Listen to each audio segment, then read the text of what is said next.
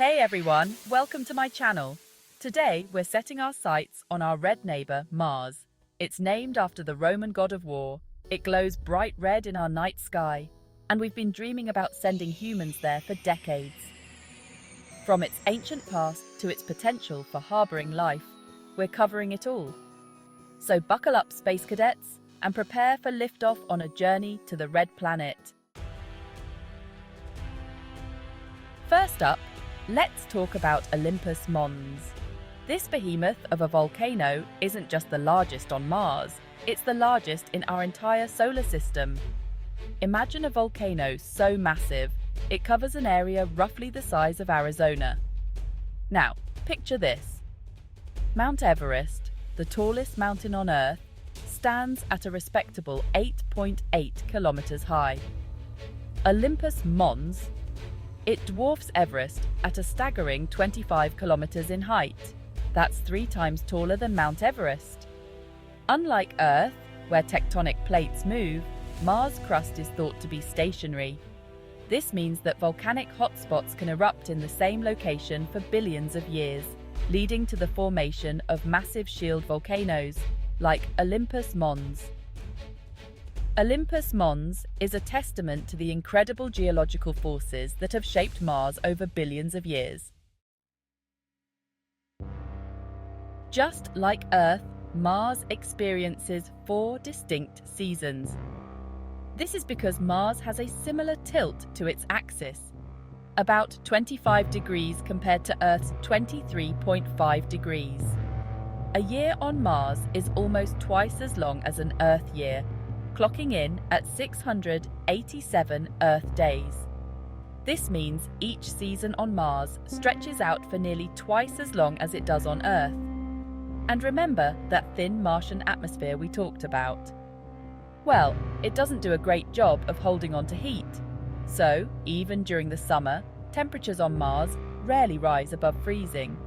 In fact, the average temperature on Mars is a bone-chilling minus 62 degrees Celsius. Here on Earth, we get dust storms, but on Mars, they crank things up to 11. We're talking planet-encircling dust storms that can engulf the entire red planet for months.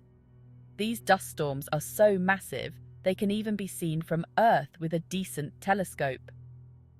The culprit behind these epic dust storms is the fine Martian soil. It's made up of iron oxide, which is basically rust, and it's incredibly light and easily kicked up by the Martian winds. Mars may have a thin atmosphere, but it can still whip up some serious gusts, especially during the warmer months. These dust storms can be a real nuisance for our rovers and landers on Mars, but they also play a crucial role in shaping the Martian landscape. Mars is a bit less lonely than our moon since it has 2 small moons orbiting it, Phobos and Deimos. But unlike our own majestic moon, these 2 are rather peculiar. For starters, they're tiny. Phobos, the larger of the 2, is only about 22 kilometers across, while Deimos is a mere 12 kilometers in diameter. Their shapes are also far from spherical. They look more like lumpy potatoes tumbling through space. Astronomers believe that Phobos and Deimos were once asteroids themselves, minding their own business in the asteroid belt between Mars and Jupiter. But then, one day, Mars's gravity snagged them, and they've been trapped in orbit ever since. Now, here's where things get really interesting. While Mars may seem like a dry, desolate wasteland today, there's compelling evidence that it wasn't always that way. In fact, billions of years ago, Mars may have been a much warmer and wetter planet, with rivers, lakes, and maybe even oceans. How do we know? Well, scientists have discovered ancient river valleys and lake beds etched into the Martian surface.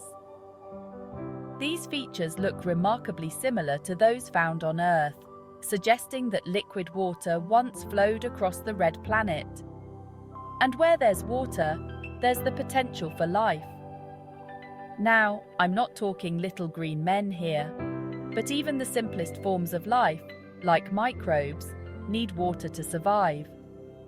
The search for signs of past or present life on Mars is intimately tied to the search for water. If you're planning a trip to Mars, make sure to pack plenty of oxygen. That's because the Martian atmosphere is about 100 times thinner than Earth's, and it's mostly made up of carbon dioxide.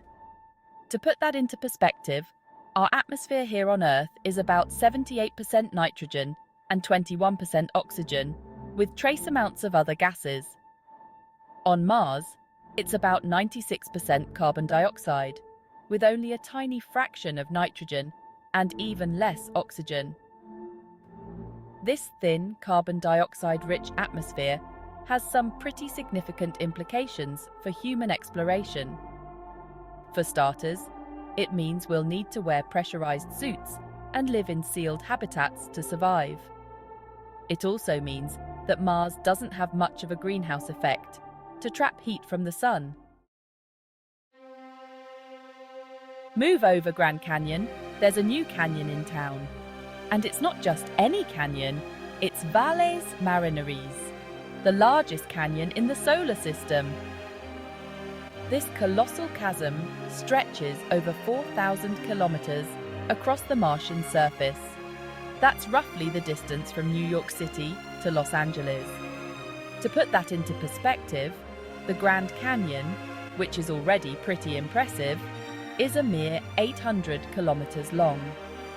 Valles Marineris is so vast it would stretch across the entire continental United States. In some places, Valles Marineris plunges to depths of up to 7 kilometers. That's deep enough to swallow Mount Everest whole, with room to spare.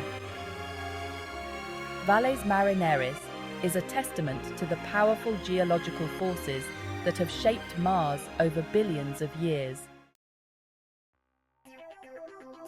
We've all heard Mars called the Red Planet, but have you ever wondered why it's so, well, red?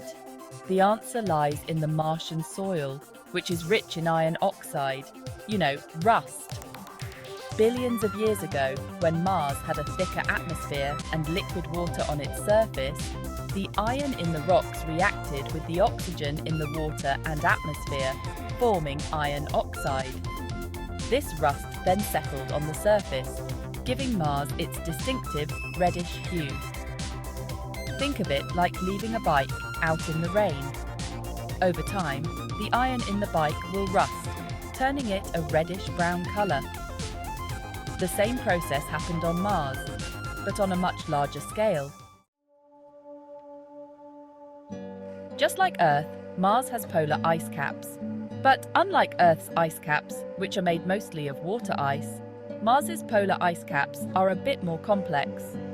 They're made up of both water ice and frozen carbon dioxide, also known as dry ice. During the Martian winter, when temperatures plummet, carbon dioxide from the atmosphere freezes and settles on the poles, forming a layer of dry ice on top of the water ice.